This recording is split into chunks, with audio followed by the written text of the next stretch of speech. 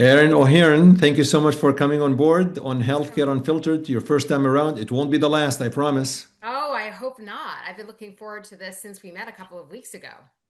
Yeah, and for folks who are listening and watching, I mean, we had a really Erin and I met at an event called Agility in Philadelphia. We were both participating in a panel on AI from a patient lens and a caregiver lens, and I was very intrigued by your background and history, the journalistic part as well as the patient and caregiver part. Because I don't know if I told you this, Erin, I've always wanted to be a journalist. You did Really, tell me that, always. and I've Oh, always I wanted to did. be a doctor. We should trade. We should have like, I every would love that. we'll do one day. That could be like a good reality show or something. Yes, But tell us a bit about who you are, just for folks to get to know you a little bit. sure. Well, first and foremost, thank you so much for having me, and it was a pleasure meeting you at the Agility event. So I am, most importantly, the mom of three children, ages 16, 14, and 12, which is That's a obviously handful. it is a handful. They were all born less than 2 years apart. So you can imagine the stages of like babies, toddlers, preteens, teens. They're all going through it at once, which is Yeah. absolutely wonderful in some respects because they're close in age and so they're close to each other, but it's a lot. We're definitely busy. So I have a background in journalism. I started off a long, long time ago working for MTV back when MTV was part of the culture more than it is now. And I was behind the cameras working in production. And then I transitioned into broadcast journalism, starting as a traffic reporter, believe it or not, in Albany, New York, which I I despise that job because I think talking about traffic is the most boring thing in the world. And on top of it, in Albany, New York, there wasn't much traffic. So I was filling a lot of dead air time, but it was a good way to cut my teeth. And then Right. I transitioned into being a general assignment reporter and anchor for ABC stations. And I landed in Philadelphia in 2006 and met my husband and ended up building a life here and then working a little bit at MSNBC and doing some documentaries. One, which was very healthcare focused that I didn't even tell you about, called Pediatrics. And it was about the benefits of medical cannabis for children with autism or other conditions that traditional medicine wasn't able to really help. So I'll have to send you that link. Wow, I would love Pediatrics, I you can would find it love to out these take a look days. at for sure. Yeah, so that's me in a nutshell. And I That's a love, lot. yeah, I mean, I certainly don't have the background and education that you do, but I've always been interested in the health space. So, being a patient myself, I was diagnosed with Crohn's disease when I was about 21. So I love talking about how, you can sort of take control of something that feels very out of control through education and community and advocacy. Erin, when you talk about general assignment the journalist standpoint, like so you get assigned certain tasks, or do you really like surf the web and try to see, well, this is a good story. I'd like to like, how does this actually work?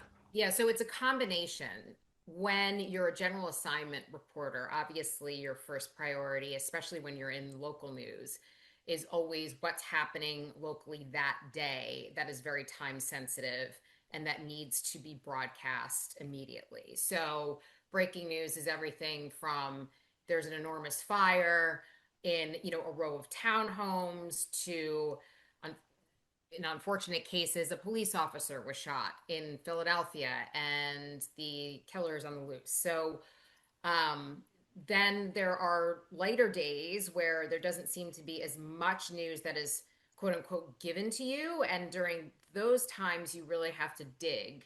And that comes from everything, by scouring papers or talking to members of the community or picking up the phone and calling your friend at the police station and Right. asking him, what's going on that isn't necessarily making headlines, but maybe you're seeing a pattern. Maybe we're seeing a pattern in vandalism in one part of the city, or maybe the government, the city government is trying to figure out where to put more traffic lights, which seems really boring, but it Right. is relevant to a local audience Of because it course. affects their everyday commute.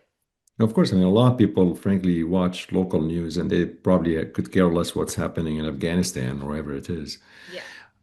How often would you cover healthcare topics?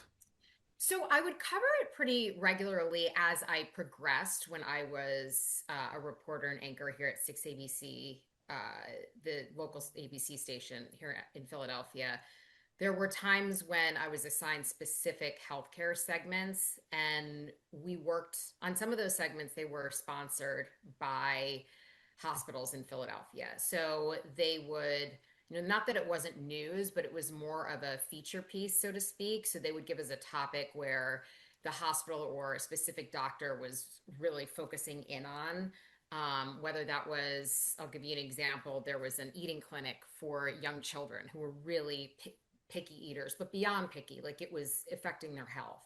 So we would feature, that program and Hmm. those doctors who were utilizing, new psychological tools to try to help these children gain control of this aversion to Right, certain foods. right. And then there were other healthcare topics that, I would propose myself, especially when I became a new mom. I mean, I would cover health a lot, whether, it was be about is breastfeeding, something that you have to really focus on because that's absolutely the best and formula's bad. That's been a big conversation, right? Like Right, there's women who have trouble with it and right. they're meant sometimes to feel guilty because it isn't working out the way they want it to. So I covered sort of those angles with parenting, and really just a general interest of, how, I mean, we're nothing without our health, Right. right? No, I mean, That's health, really the health most really important is the thing. most precious thing.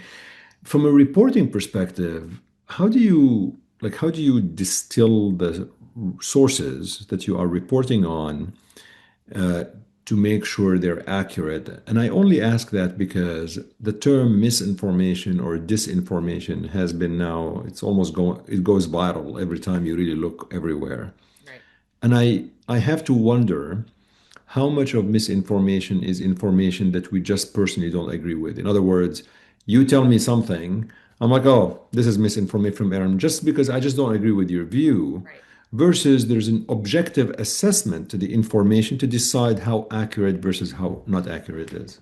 Yeah, I mean, that's at this day and age, that's a really difficult question to answer because social media and the way we communicate and the way we receive our information has changed so much over the past 10, 15 years, but specifically over like the last 5 or 10 years, Right. really.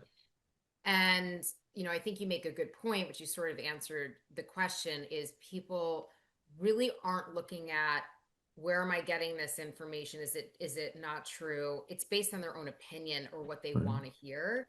And I think that, the truth itself has become so subjective and we don't have the journalism and the sources that we used to have, right? Like so many of the Why? people Why though, Aaron? Like, what happened? Like, well, how because did we get here? How did we get because here? I think that the rise of different platforms where people can claim to be an expert or they have influence over an enormous demographic, right? Or just a large portion of the population, whether it's their personality, whether it's their personal views, they attract people, people connect with them. And the next step is they trust them. And so they trust everything coming out of their mouths. And what happens is those influencers or commentators, they really are running a business. Okay, that's their brand. So when they start, and I'm not saying everyone is like this, but when they start to realize that their quote unquote base, so the people who are loyal to them, have very specific views. If you were building your Right. own brand, you wouldn't stray from those views. You Right. wouldn't stray from giving people what they want. It's no different than having a retail store that does fantastic selling baseball caps, right? Right. Baseball hats. That's what we do. That's what we're good at. That's what people know us for. when they want a Phillies hat or a Cubs hat, that here's where they come. They wouldn't necessarily all of a sudden say, you know what, we're going to sell luxury watches. Right. Right. They want to keep that base because that base is loyal and they know that they can count on them for their brand to grow. And I think that's where I think that's how we got here, is that so many people are quote unquote, journalists or experts, and there really is nothing preventing them. There's no regulation. There's nothing preventing them from differentiating fact from fiction or fact from their opinion. Like they're just out there. I couldn't Especially say, if you're getting paid, right? If you're making yeah, money through that, it just has a financial component to it. right. I mean, but at the same time, I made money as a journalist, right? But Right. there's regulations. I couldn't go out as a reporter Right. for ABC and just start speaking my opinion or saying things that weren't true because it garnered more attention from viewers. Right. There's consequences to Yeah. that. I mean, legal consequences. Social media, though, I mean, like anybody can do whatever they want. I could go on Twitter Yeah, and say whatever I want. That's key. So, right. so, I mean, you've done the health reporting a little bit. You've also had you are going to send me a link. I'm very curious to watch your documentary, and you talked about like baby food and breastfeeding and so on. Before I go into your journey as a patient, because I'm curious how this actually went through the journalistic hat as you enter that. What's your opinion, just as a citizen, of the MAHA movement that's currently going on? And this is just as a again, I think it's hard not to ask that question. No, I mean, I'm glad you asked it. I think that there are aspects to the MAHA movement that are extraordinarily helpful and that we should digest, but digest with caution and utilize with caution. So again, no different from anything else right now. There seems to be two extremes. So when you're talking about the MAHA movement, is medicine your first go-to if you have a problem? Maybe not. There are other ways to regulate your cholesterol or, improve your lipid panel or help digestive issues. And those should be, I believe, exhausted first, right? We don't need Right, to necessarily go to the band-aid. However, when you're talking about rejecting Western medicine right, altogether right, or questioning decades and decades of scientifically proven treatments or vaccinations that have prolonged lives and saved lives and created generations free of disease, that's an issue. And I think for anyone to come in who doesn't have a medical background or a logical background for that matter and start directing people away from things that have worked, um, that's a very dangerous area to enter. So I do believe that there are really beneficial parts of the MAHA movement. I think that we really need to start looking at our diets and how we consume processed foods and what the FDA allows to be in our food and our food wrappers. But right. do I think that we should eliminate all the hard work that we've done to eradicate certain diseases? Absolutely not. Yeah. It's You just that, you again, it's two extremes. right. You'll read in the toxic exposure book, hopefully. That's where I met actually RFK Jr. Yeah. As part of the book. He was part of the thing, and I agree with you. I mean, I think that again, taken away as a host or a reporter, like I feel that there's always good and bad, and sometimes the extreme take away from the good opportunities to fix certain things. So at 21, were you already a reporter or were you still in school? No, I was still in school. I was entering my senior year of Hmm. college, and I had had issues for about probably a year and a half, GI issues, where I would get extreme pain in my stomach, and it almost came in waves, right? But it would be so debilitating that I would become nauseous and really sick.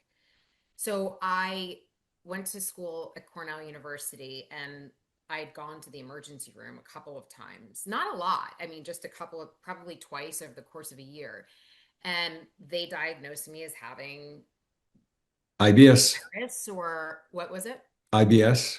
No, they didn't. They didn't even go that far. It was like, you have a virus, you have this, is you got to maybe go home and get checked out. And then I was diagnosed with an ulcer because I tested positive for pyloric bacteria, which a lot of people have, but it Right. doesn't necessarily cause an ulcer. And then they started giving me medicine, which I, at this point in my life, I probably would have questioned if it was, my kids who were going through this. But um, it was a combination of Pepto-Bismol and Cipro, which, as you know, makes things horribly worse. Then I finally went to a specialist, and they had diagnosed me with Crohn's. Um, and at the time, I had no idea what Crohn's disease was. I was put on Pentasa right away, which they don't at this point know if that even worked then. There was not nearly as much information when I was 21 and diagnosed, which is now, over 25 years ago. Um, but I, had a difficult time with it in my 20s, but really came through the other side when I was in my 30s. And I haven't had symptoms in more than 15 years. I do attribute a lot of that to my lifestyle. I'm certainly not perfect. I mean, I try to eat healthy. I do try to limit processed foods. I exercise a lot. I can tell you I do have a glass of wine. So I'm not Mm. so strict that I'm crazy.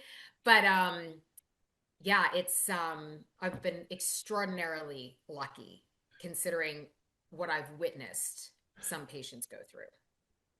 As you, I mean, we can all assume that, at 30, you are more mature than 21. I'm the exception. I think I will never mature, but that's a different story.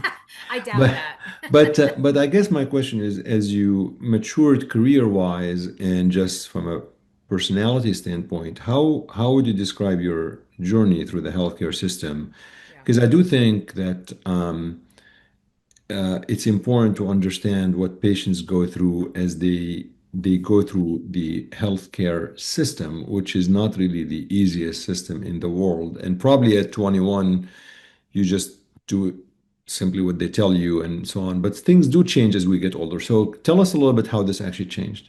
Yeah, so that's a great question. When I was 21, I was really scared. My parents were scared. They hadn't heard of Crohn's disease either. So, what are you going to do? You're going to rely on the physician in front of you because they have the years of training, the years of medical school, and the expertise of having treated patients. So I don't think I asked as many questions as I could have. One, because I was young, and two, because I was really unfamiliar with the disease. And I think you're so frightened when you hear the word chronic and lifelong that you just, in a sense, want it to go away. Like sometimes you feel like the more information you gather, the Right. scarier it gets. Especially now with the internet. Like then it wasn't as prominent, like the information wasn't as readily available. But if you were to Google Crohn's disease right now, the pictures and the testimonials and the language that would come up would frighten anyone, right? Like you would probably think this is a life sentence of not being able to live my life to the fullest and always being dependent on medicine or having a colostomy bag. Like there's a lot of things that come up. So as I got older and as I sort of took a journey through my professional career, you learn to ask questions and you also learn to trust your instinct and to know that your diagnosis is individual to you, right? Right. So, what your symptoms are, how you heal your body, how you approach medication or treatment is very individual to you. You can look at a group of people who have similar symptoms or the same diagnosis and start gathering information and experiment. But ultimately, you control your body and you understand what works and what doesn't. And someone told me that it was actually my news director when I was at 6ABC. I was talking to her about health issues. And she said to me, Erin, just like there are bad salespeople, there's bad police officers, there's, bad journalists. She goes, there's bad doctors too. Of Sometimes they course. don't know everything. Of course. And she said, you have to approach this the same way you would approach a story, which is I want to get both sides or several sides, put the information in front of me, and then figure out, okay, where do I land here? What makes the most sense? And where do I connect the dots? So for me, that was not only gathering information, but experimenting with different doctors and understanding where they fell in the patient doctor physician relationship. So you said this in the panel, like, I think one of the most important parts of the physician patient relationship is as a patient feeling like your doctor listens to you, Right. doesn't dismiss what you say, doesn't dismiss an alternative suggestion to what they are presenting you with. And it took me a long time to find physicians who I trusted, who weren't kind of, because I feel like I'm a little bit of And a you, and weird you and you're extrovert. resourceful, and it took you a long time. Imagine somebody who is Yeah. not as resourceful as you. Well, I appreciate that. And also, I mean, it's time and money, Right. right? And so in a healthcare system where insurance is a bear and getting a doctor's appointment, imagine, I mean, it takes, like, my little guy gets migraines from time to time. I tried to get him to a pediatric neurologist. I called two different hospitals in the area. They wouldn't even put me on a waiting list. They said, Yeah. "We are full. Our waiting list is full. You're just going to have to keep calling back." And, luckily he's starting to grow out of them and they were never super serious. But can you imagine like suffering or having something, being in pain or having questions about your own well being and forget finding the right doctor, not having any doctor available to you? And that's what's so sad about our healthcare system right now is that everyone is really sick and Yeah. we just don't, physicians are overwhelmed, the system is broken, and if you do not have the time and the resources, the educational background, the perseverance to advocate for yourself, it is very difficult to navigate and very difficult to recover from whatever you're going through. My wife wanted to see an ENT. I called in June and I tried not to use my backdoor channels. I'm like, okay, let me just do that. It's I okay. literally called. I'm like, I need to make an appointment.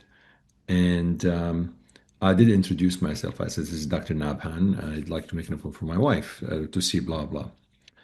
They said the next available is April 2026. This was June 2025. I actually thought, I'm like, did you, maybe she was making a mistake with me. I'm like, no, no, April. Yeah. I'm like, you want me to You wait got your 10 months? calendar year off. 10 months. I'm like, is this afternoon or morning? Can you, like, I'm like, at this point, I was just having fun with it. I'm like, I don't know, is it 10 o'clock or 11 o'clock? So then you had to deal with this from a caregiver perspective. Yeah, so unfortunately, my father had had a long history of being ill. I shouldn't say that. He really hadn't. He was like the picture of health his entire life and looked like a model, was super athletic, was a runner.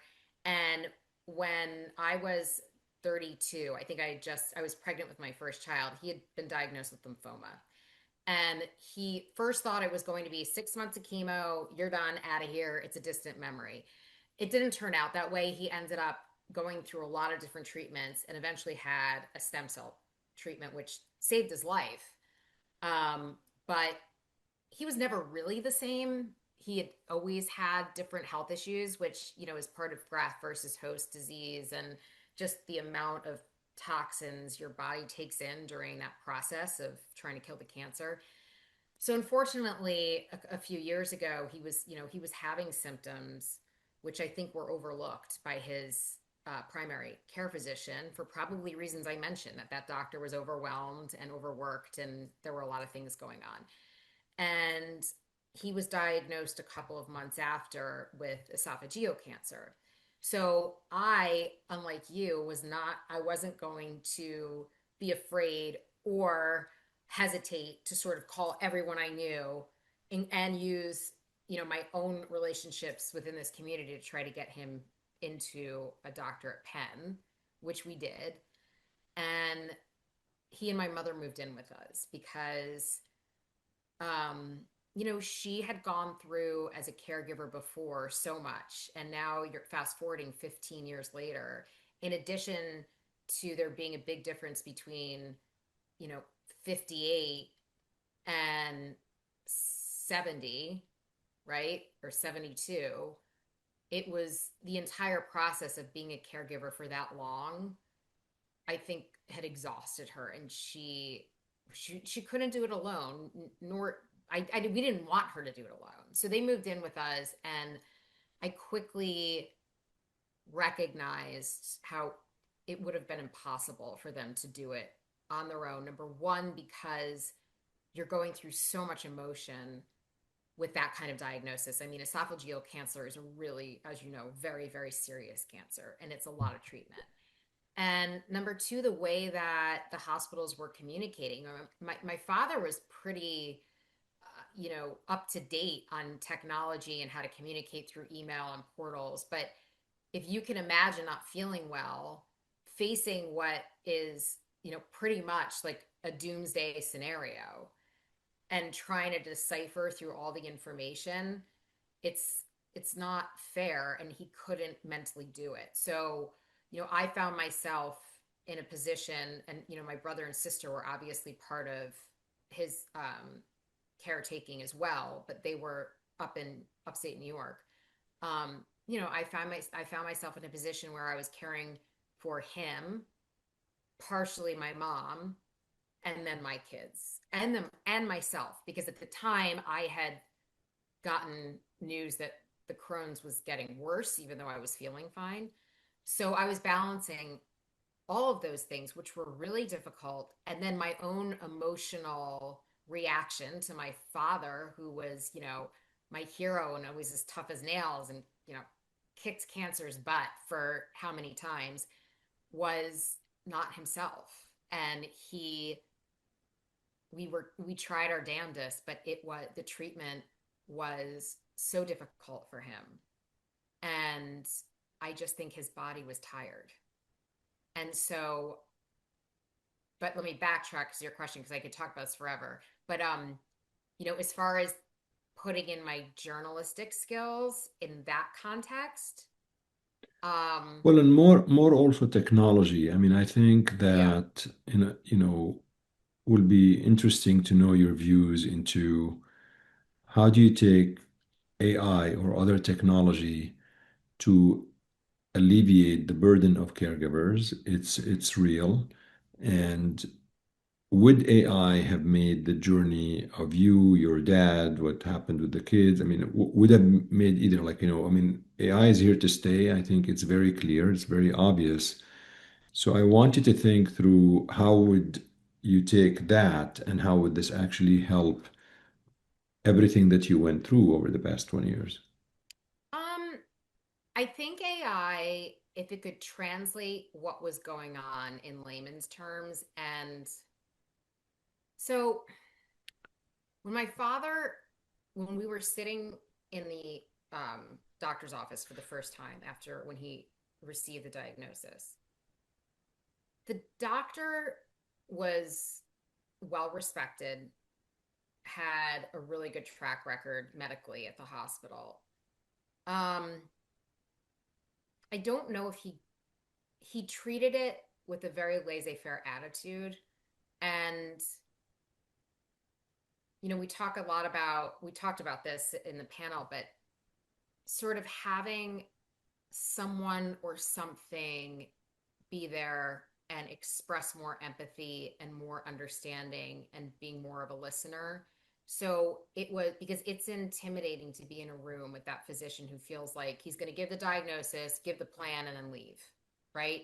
And I wish it was from the AI perspective, I think it would have been nice for my father and me to feel like I can talk to somebody, even if that person isn't like really like, even if I know it's not a human Right. being, but Right. it was taught by a human being, to sit there with not looking at the clock and be available when we wanted a question answered, or we were having concerns, or we were saying, but really, like, what do you think is going to happen? What do you think? Do you really think my Hmm. body can withstand this? Like, what are my other options, right? Because a doctor's goal will always be, I think, I mean, to cure or treat the patient as best they can. Um, but my dad's history had been so intense. I know he wanted to try. I just feel like we were kind of floating around, like, we weren't getting, it wasn't a patient doctor connection I had wanted because the treatment was so immediate and so fierce. Do you think that AI could help in the empathy part? I mean, at the end of the day, these are machines, robots, we train them and things of that nature. Are we able to have them aid in the empathetic portion of medicine? I mean, I think technologically it's possible. I think it's always dangerous to get into that area. I mean, you saw recently what happened in the news where there was a teen who was really struggling with some mental health issues and enlisted in the aid of an AI therapist or friend. I mean, I don't know Yeah. as much about what the role was, but there's controversy over that. And then I just saw a story the other day about a woman who is neurodivergent who really didn't have a friend circle, and she had some sort of skin condition that scarred her, and her life was very isolated, and she has an AI quote unquote boyfriend or partner, and Wow. her her life was brighter because of that, because she could feel loved, right? Even if that love was artificial in our sense of the word or our interpretation of it, we don't know what she's going through. So the fact that she was able to utilize that technology in a way that made her feel emotionally stable and cared for and not like an outcast, which I'm assuming she felt like, is great. So do I think that we can, that's that part of, utilizing the technology is possible? Sure. But do I think that there are all sorts of loopholes and ways that it could be extremely dangerous? Yes, because I still think the most important connection is human to human. I just think that we're living in a world right now that we, even human to human, it can feel artificial and it can feel empty and disingenuous. So I know I'm not giving you a straight Can this answer. be I just think fixed that though? No, I know you're making perfect sense. I mean, I understand what you're saying. I guess my question is there a fix to this? I mean, I agree with yeah. you. I think people are busy and probably we've lost things in the numbers and everything that has gone. And that portion of medicine, this human connection between a patient, the family, and so on, how do we bring it back in a better way? And is there an opportunity for AI and innovation to aid in that? I don't know the answer to that, but it's a fair question, I think. Yeah, I don't know the answer either. It is a fair question, but I guess my approach would be, let's utilize AI in the scientific realm Yeah. and alleviate the physicians of some of the workload that they feel so that they have more time for that human connection with patients, Hmm. that Hmm. they're not running from room to room, or they don't get so overloaded with work that they are suffering themselves the health consequences of Right. not taking good care of their own bodies, right? So maybe that's the answer. Like, let's use AI in a context that's more black and white and leave the gray areas to humans. That's a good point. That's a good point, actually. And that probably organically will change in the future. Yeah. What else should we share with viewers and listeners about your journey that you really think that this could help them when they listen to this episode, more like pearls or lesson learns you'd like to share? Yeah, I think the biggest piece of advocacy, health advocacy for me is to encourage my generation, which is definitely the sandwich generation. You know, we're stuck between taking care of our aging parents and taking care of our children, Yeah. to talk more openly about what it's like to go through that emotionally and physically, and to talk about really difficult topics like hospice, like end of life Hmm. care, Hmm. Hmm. like planning for your own end of life care. Tough It one. is a very it's not it's a difficult topic. It's uncomfortable.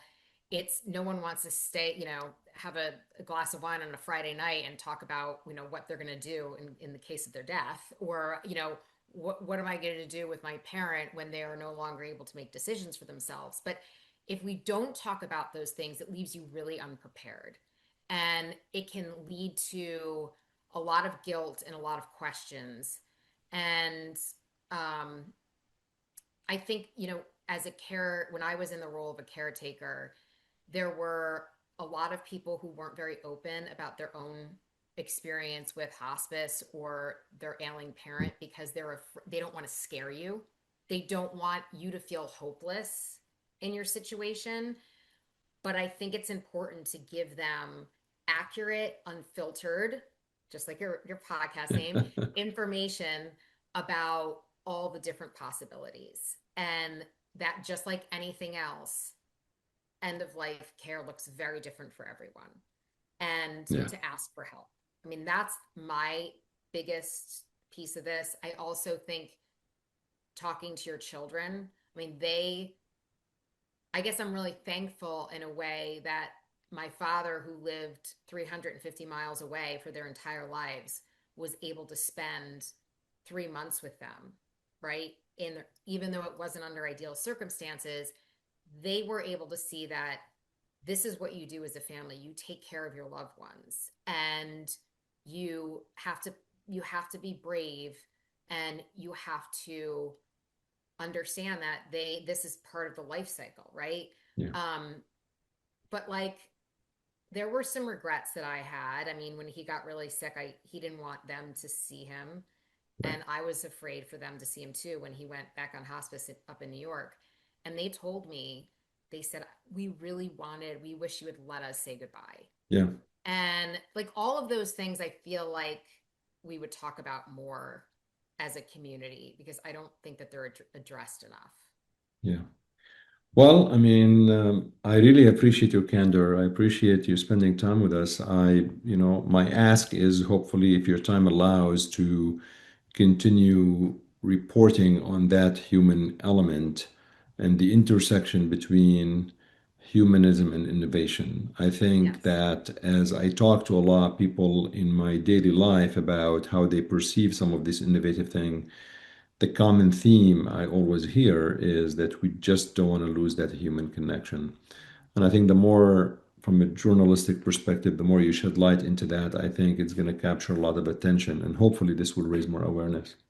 Well, I appreciate that. And just to that note, I mean, I think journalists are in the same boat sometimes. And I Yeah, think I mentioned this in the panel, like, the probably not what you see on a day-to-day basis, but I remember there's a lot of times where, as a reporter, you're covering murders over and right. over and over again, right? So then all of a sudden it just becomes another number. It becomes another day where here I am again, and you have to remind yourself that they're still individuals, and that for them, it's a first time experience. Yeah, And I think that parallels to the medical community, where as many cancers as a physician sees, the person that you're dealing with right now with this diagnosis, this is likely their first time, of course. and it's unique to them. So I think that, the medical world and the journalism world have more in common than you probably think.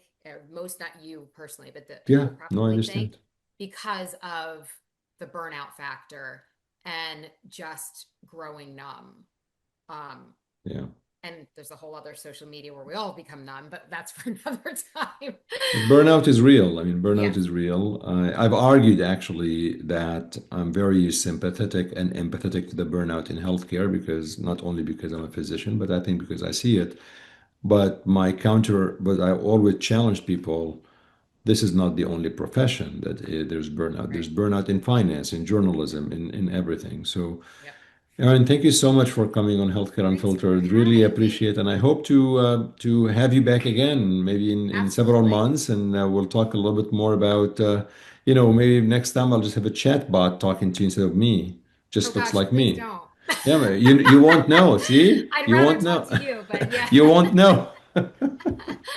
But I'm so excited to read your books, and thank you so much because they really sort of focus in on an area that I am anxious to read more about Yeah. and that I've always been passionate about. And very, very looking forward to your feedback and hopefully the third book coming out later next year, 2026, on All AI and right. cancer care. Thank you so much for coming on. Thank you so much.